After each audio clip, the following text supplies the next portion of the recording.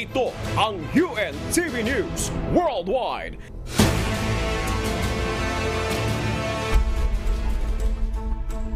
Good morning! Salamat sa Diyos sa araw na ito. Time check po muna tayo. It's 4:34 a.m. Good morning, Kuya. Magandang araw, mga kababayan sa Pilipinas at syempre, magandang hapon naman dito sa Western Hemisphere. Ngayon ay araw ng Martes, August 8, 2023. Mula sa San Diego, California, USA, ako si Beverly Saison. Maghahatid sa inyo ng umatigabong balita mula sa iba't ibang panig ng mundo, UNTV News Worldwide. Sa ating global headlines. Supply sa Ayungin Shoal sa West Philippine Sea magkukulang dahil sa water cannon incident ayon kay Pangulong Bongbong Marcos Jr. Death toll sa train crash sa Pakistan tumaas. Lahat ng scouts aalis na sa South Korea camp dahil sa banta ng bagyo. Global rice situation binabantayan ng Thai Ministry of Commerce. Hun Manet itinalaga bilang bagong Prime Minister ng Cambodia. Virtual ward pilot program sa Singapore mas pinalawak.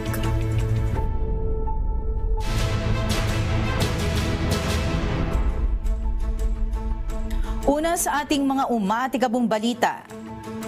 Iginiit ni Pangulong Bongbong Marcos Jr. na magkukulang ang supply ng mga nakaestasyon sa BRP Sierra Madre sa Ayungin Shoal sa West Philippine Sea. Bunsod ito ng water cannon incident ng Chinese Coast Guard laban sa sasakyang pandagat ng Philippine Coast Guard na nasa isang resupply mission. Mula sa Perth, Australia, may umatigabong balita si Danny Delieva. Live!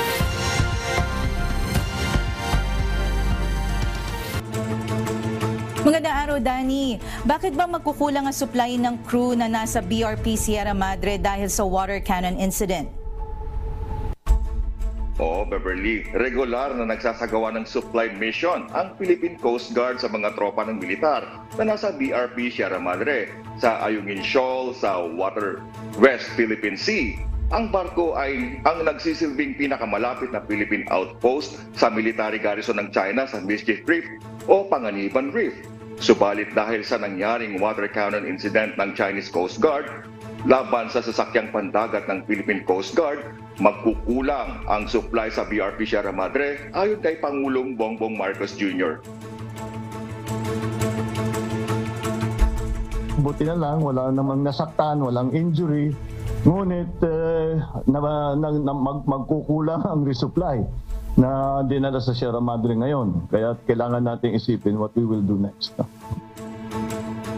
Inihayag din ng Pangulo na nagdala ng panibagong note verbal ang Pilipinas kay Chinese Ambassador to the Philippines, Wang Zhilian, dahil sa insidente. Samantala, nagpahayag naman ng pagkadismaya ang Philippine Department of Foreign Affairs dahil sa hindi pagtugon ng Chinese counterpart kaugnay ng water cannon incident. Ipinatawag na rin ni Foreign Affairs Undersecretary Maria Teresa Lazaro ang Chinese Ambassador to Manila dahil sa pangyayari. The Philippines demands that China immediately stop its illegal activities in our maritime zones, comply with its obligation under international law, including the 1982 UNCLOS and the 2016 award and the South China Sea arbitration. Balik sa'yo, Beverly. Yes, Danny, ano bang susunod na magiging hakbang ng Pilipinas kaugnay nito? Oo, Beverly, ayon kay PBBM, patuloy na ipaglalaban ng Pilipinas ang karapatan sa teritoryo. Subalit sang-ayon lamang sa international laws at sakop ng United Nations Convention on the Law of the Sea o UNCLOS. Balik sa'yo, Beverly. Danny, bago kita pakawalan, gano'n na ba kalamig dyan ngayon? Kasi dito sa California sobrang init eh. Actually, nandito ako sa Victoria ngayon sa teritoryo ni Nina Basco. Nasa 6 degrees siya sa ngayon. Okay. Sige, regards na lang kay Nina, ano? Salamat, Danny Delieva mula sa Perth, Australia. Tumaas ang death toll sa train crash sa southern Pakistan. 30 tao na ang binawian ng buhay matapos madiskaril ang isang tren. Ito ang umaatikabong balita ni Early Briones.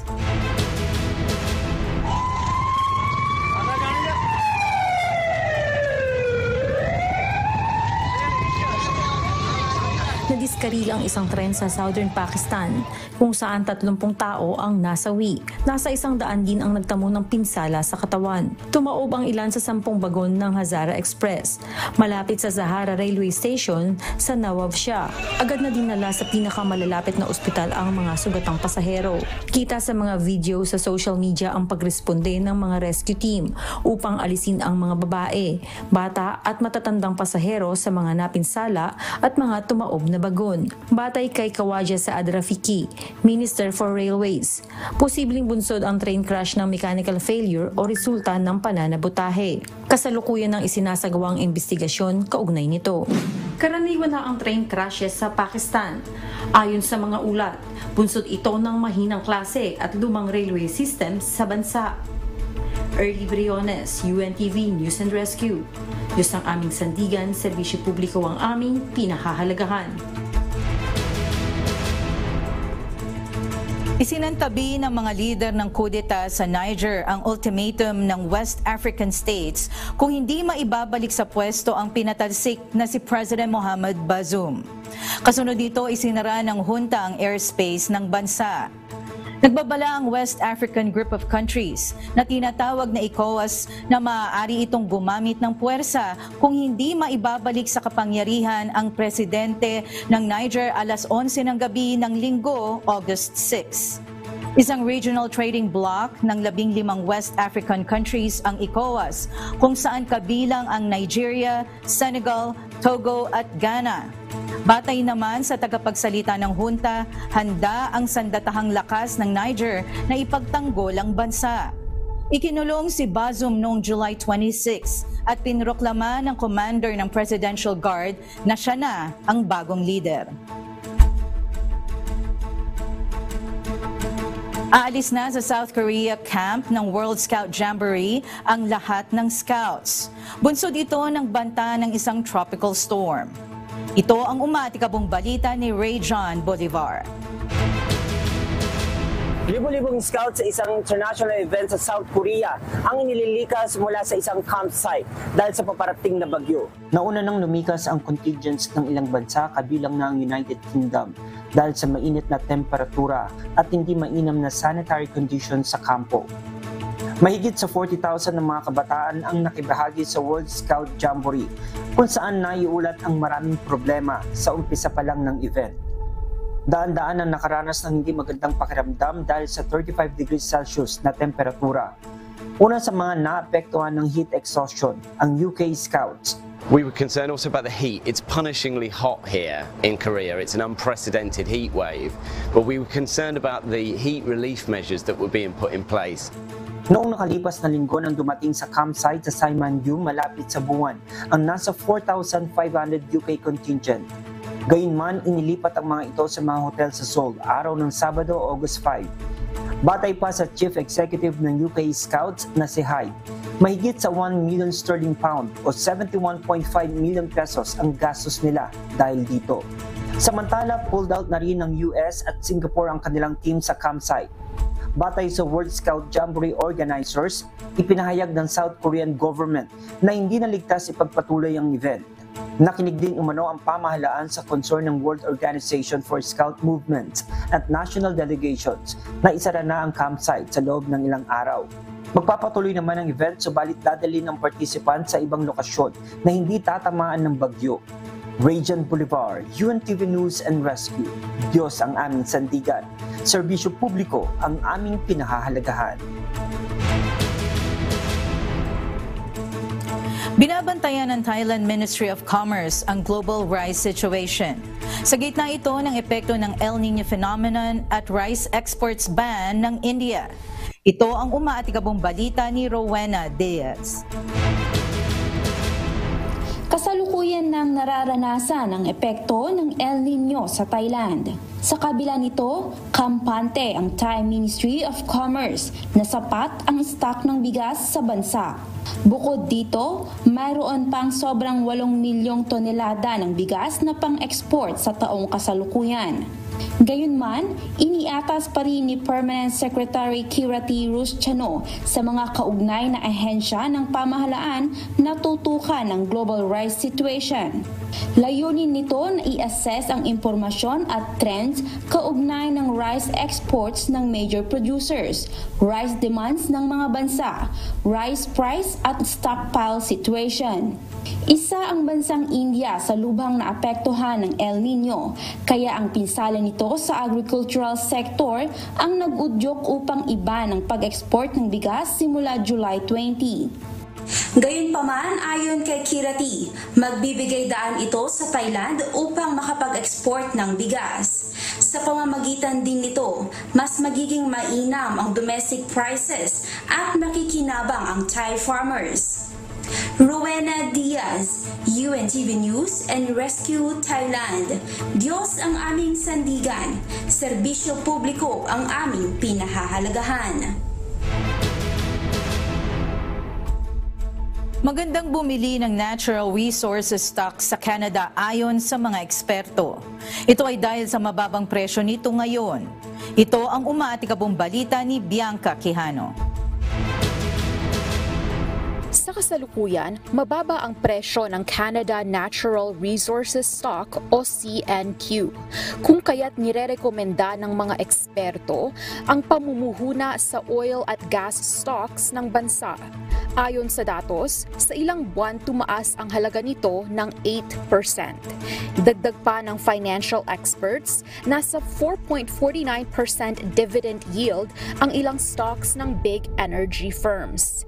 Anila, isang opsyon ang CNQ stock para sa investors na nais i-rotate ang kanilang portfolios. Samantala, noong mga nakalipas na buwan, mas maraming Canadians ang nag-i-invest sa tech stocks kumpara sa natural resources stock. Bianca Quijano, UNTV News and Rescue. Diyos ang aming sandigan, serbisyo publiko ang aming pinahahalagahan. Inaprubahan ng Hari ng Cambodia ang pagtatalaga kay Hun Manet na panganay na anak ni Hun Sen bilang bagong Prime Minister ng bansa. Bago ito, si Hun Manet ang commander ng Royal Cambodian Army. Ito ang umaatikabong balita ni Ruth Bahe. Itinalaga ng Hari ng Cambodia bilang bagong leader ng bansa si Hun Manet araw ng Lunes, August 7. Si Hun Manet ang panganay na anak ni Hun Sen na namuno sa Cambodia sa loob ng halos 4 na dekada. Nangangailangan namang manalo sa confidence vote sa parliament ang 45-year-old na si Hun Manet at ang kanyang bagong gabinete upang maging opisyal na leader ng bansa. Noong Hulyo, inanunsyo ni Hun Sen na magbibitiw siya at ipapasa ang kapangyarihan sa kanyang anak ngayong buwan ng Agosto. Ito ay bagaman mananatili siya sa mahalagang posisyon sa lehislatura at ruling party. Nakatapos si Hun Manet ng master's degree at doctorate sa economics mula sa mga universidad sa United States at Britain at nagtapos sa prestigious West Point Military Academy. Nagsilbi siya bilang Deputy Armed Forces Commander-in-Chief ng Cambodia at nanalo ng isang upuan sa eleksyon sa Kapitolyo ng Phnom Penh. Gayunpaman, hindi pa ito masyadong nagbahagi ng plano para sa bansa. Ruth Bahe, UNTV News and Rescue. Diyos ang aming sandigan, serbisyo publiko ang aming pinahahalagahan. Nasa 1/3 ng Australians ang nakararanas ng kalungkutan batay sa isang ulat. Karaniwan sa mga ito, less engaged sa physical activity, less productive sa trabaho at mas malaki ang tsansang mayroong social media addiction. Ito ang umaatikabong balita ni Trisha Rino. Halos 1/3 ng Australians ang nakakaramdam ng lungkot batay sa unang State of the Nation report ng Ending Loneliness Together. Isang national coalition ng research at advocacy organizations ang grupo. Ginawa ang pag-aaral sa pamamagitan ng panayam sa mahigit 4,000 tao, edad 18 hanggang 72. Lumabas sa research na 32% ng Australian women at 31% ng mga lalaki nakakaranas ng kalungkutan. Ang mga may edad 18 hanggang 24 din ang malaki ang posibilidad na makaramdam ng lungkot. Gayon din ang mga nasa rural areas, hindi gaanong engaged sa physical activities, less productive sa trabaho at may social media addiction. Inilabas ang report kasabay ng umpisa ng Australia's first Loneliness Awareness Week. Batay naman kay Michelle Lim, chair ng Ending Loneliness Together, hindi dapat ituring na kahinaan o pagkakamali ang kalungkutan. Bagkus sinyalis ito na dapat tugunan ang pangangailangan ng mga tao sa pagkakaroon ng koneksyon o kaugnayan. Trisha Arino, UNTV News and Rescue. Diyos ang aming sandigan, serbisyo publiko ang aming pinahalagahan. Mas maraming pasyente sa Singapore ang makatatanggap ng hospital-type care sa bahay. Sa gitna ito ng pinalawak na virtual ward pilot program sa mas maraming public healthcare institutions sa bansa. Ito ang umaatikabong balita ni Shere Mio. Makatatanggap ng pangangalaga mula sa team ng healthcare professionals ang mga pasyente sa Singapore sa virtual ward. Sa pamamagitan nito ng online consultations at home visits hanggang sa sila ay maaari nang ma-discharge. Maliban sa general medicine, maaari nang ipasok sa mobile inpatient care at home o MIC at home ang suitable patients mula sa selected specialty. Kabilang dito ang pediatric medicine, obstetrics at gynecology, rehabilitation medicine at elective surgeries. Available na ang MIC at home sa Changi General Hospital, KK Women's and Children's Hospital, Sengkang General Hospital at Tan Tock Seng Hospital. Nagbibigay daan ng pagpapalawak ng pilot programs sa paggamit ng promising technology para sa mas mabuting pangangalaga. Samantala, ang remote monitoring para sa pediatric cases gaya ng wearable devices para sa mga bata ay kasalukuyang ine-explore. Ito ay upang masubaybayang mabuti ang kondisyon ng mga pasyente at makatulong sa mga pamilyang matugunan ang kanilang mga pangangailangan. Sa pagtatapos ng pilot sa March 2024, higit sa 2,000 pasyente ang makararanas ng virtual wards at ito ay posibleng maging mainstream option sa Singapore sa hinaharap. Shere Mio, UNTV News and Rescue, Singapore. Diyos ang aming sandigan, serbisyo publiko ang aming pinahahalagahan.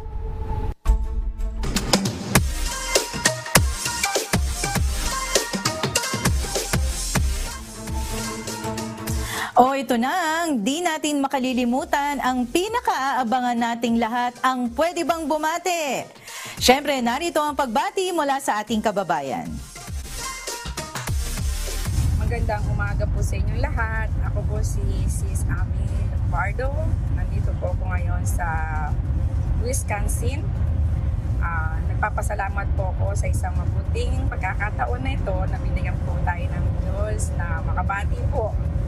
Nabati ko po ang aking mga anak, mga apo, mga kapatid, mga kaibigan, mga kapatiran sa iba't ibang tapo ng mundo. Hello po sa inyong lahat. Ako naman po sa awat tulong ng Diyos nasa mabuti naman po kaming kalagayan.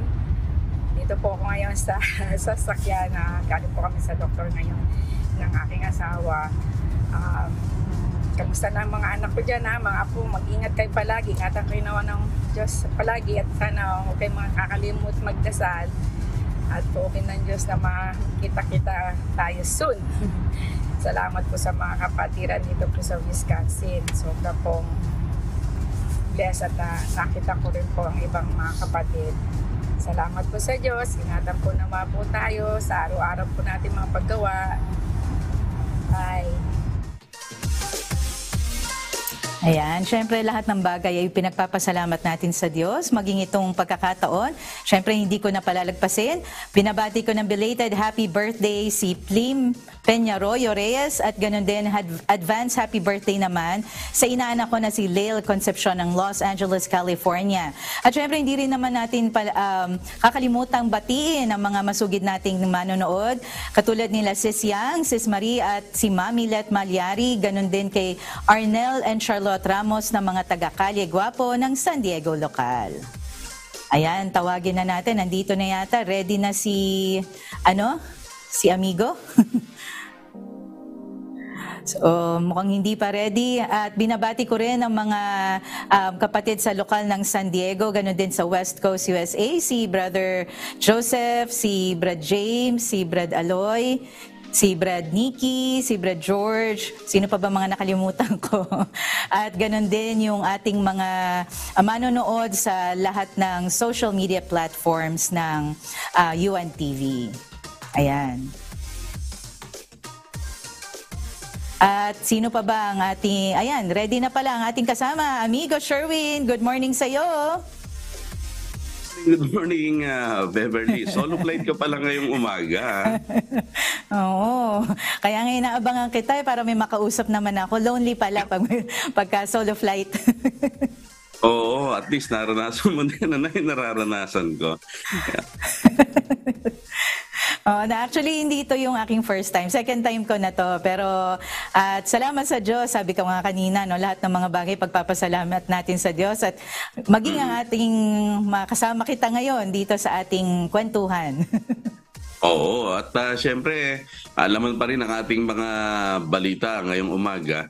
Ito nga nangyaring pambubuli na naman ng China, no, sa ating mga barko, gaya ng barko natin ng Philippine Coast Guard dito nga sa nangyari sa West Philippine Sea, Beverly. Oo, ano na ba lagay ngayon dyan ng ating mga kasama dyan sa pambubuli ng China sa atin, ano? At saka alam ko hindi naman ito ang first time, amigo. Oo, maraming beses na nga at tayo naman lagi namang di ba, inilalaban naman ang ating pamahalaan, kaya lang hindi naman ino-honor ng bansang China. Yun ang nangyaring pagpabor sa atin na ito nga pag-aari nga ng ating bansa, sakop ng ating bansa ayon nga doon sa UNCLOS, BEBS. Kaya maraming ngayon dyan usapin, kagaya ng pagpapatawag na ng Department of Foreign Affairs sa Ambassador ng China dito sa ating bansa at maging yung mga pagsimpatya sa atin ng iba't ibang mga head of state, BEBS. Oo nga, Sherwin, kasi matagal na yan, ano, nasa Pilipinas pa ako, isa na yan sa mga usapin. At alam ko nga, maging ang iba't ibang mga bansa, recognize din na, na yan, sakop yan ng Pilipinas eh. Sana nga maayos na yan, amigo?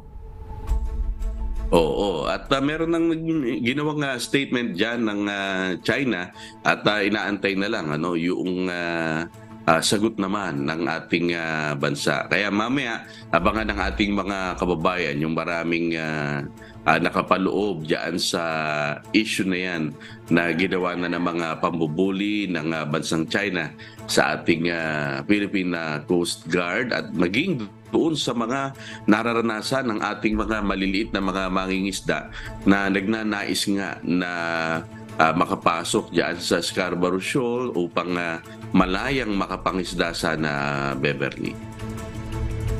Oo nga, 'di ba? Parang na yan, ang lungkot 'di ba? Kasi atin 'yun eh.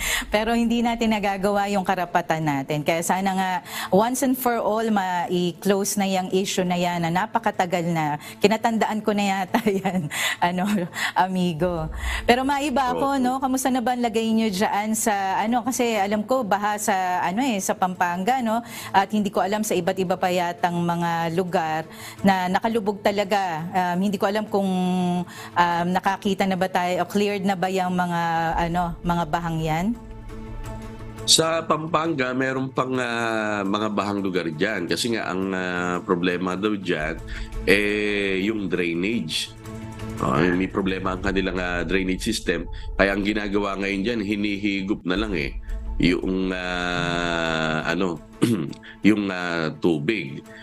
Lalo na pagka high tide, so yan nga yung problema dyan.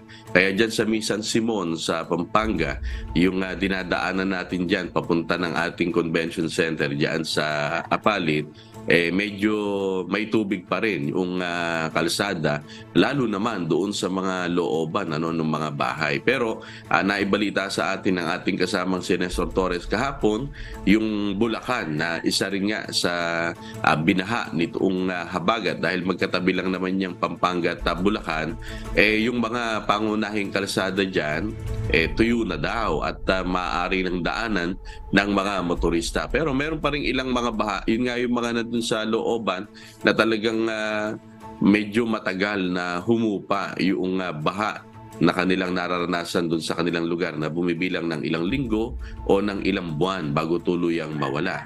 Sana nga hindi na magkaroon uli ng panibagong bagyo na magdudulot ng mga malalakas na pag-ulan para tuluyan ng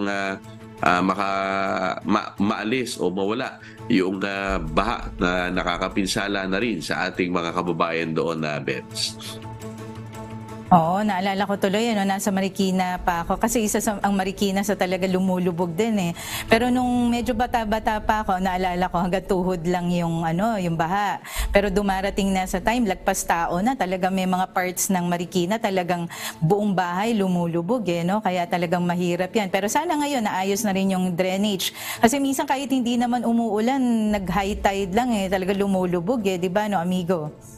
Oo, ganun nga ang nangyayari. Kaya kahapon, bumisita si Pangulong Bongbong Marcos Jr. diyan sa probinsya ng Pampanga at Bulacan at naghatid nga ng tulong at doon sinabi niya yung ilan sa mga solusyon, long-term solution para nga maiwasan na itong mga ganitong pagbaha na nararanasan ng ating mga kababayan diyan, kagaya nga ng pagpapalalim ng mga ilog doon, para at least maraming tubig na masasalo na nanggagaling kadalasan diyan sa may bahagi naman ng Northern Luzon. Diyan kasi humuhugos diyan sa Pampanga at maging sa Bulacan. Kaya yun ang long-term solution diyan, yung dredging project, Bebs. Galing naman ng mga solution ngayon. Iba na talaga technology. Dati talaga mag-iisip ka, ngayon pati yung mga dams, mga ilog, pwede nang palalimin. Dati ko as is siya eh. Pero ito, gusto kong pahabol ito, yung ating kasama, happy Sabbath anniversary si Brother Dantley Santos. Ayan, happy Sabbath anniversary kay Brad Dantley. Siya ang ating executive producer dito sa Hataw Balita Pilipinas at maging sa ating programa na Y News, Bebs. Siya pala, Salamat sa Diyos sa panibagong taon na ibinigay sa kanya. O sige, maraming salamat, Sherwin, at sa ating mga correspondents mula sa iba't ibang panig ng mundo. Mga kasambahay, kung meron kayong hindi napanood na balita o nais yung muling tunghayan ang UNTV News Worldwide, maaari nyo po itong balikan sa aming mga official social media account. I-like at i-follow lamang ang UNTV News and Rescue Facebook account at i-click ang subscribe button sa UNTV News and Rescue YouTube channel. Mapapanood nyo rin po rito ang iba pang news programs ng UNTV, pati na ang iba pang video na nag-iisang public service channel. Kaya tara na, subscribe, like, and share. At narito ang mga salita ng Diyos na maaari nating baunin sa pagpapatuloy ng araw na ito. Nasusulat sa Book of Proverbs, chapter 26, verse 21. As coals are to burning coals, and wood to fire, so is a contentious man to kindle strife.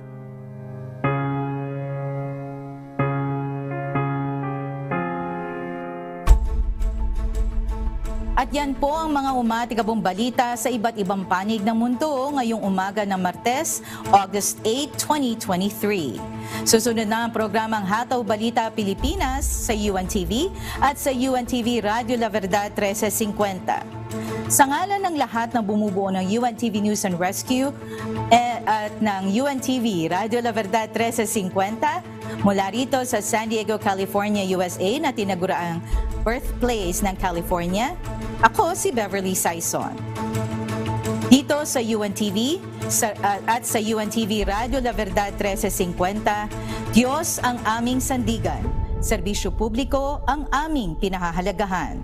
Milyong salamat po sa Diyos.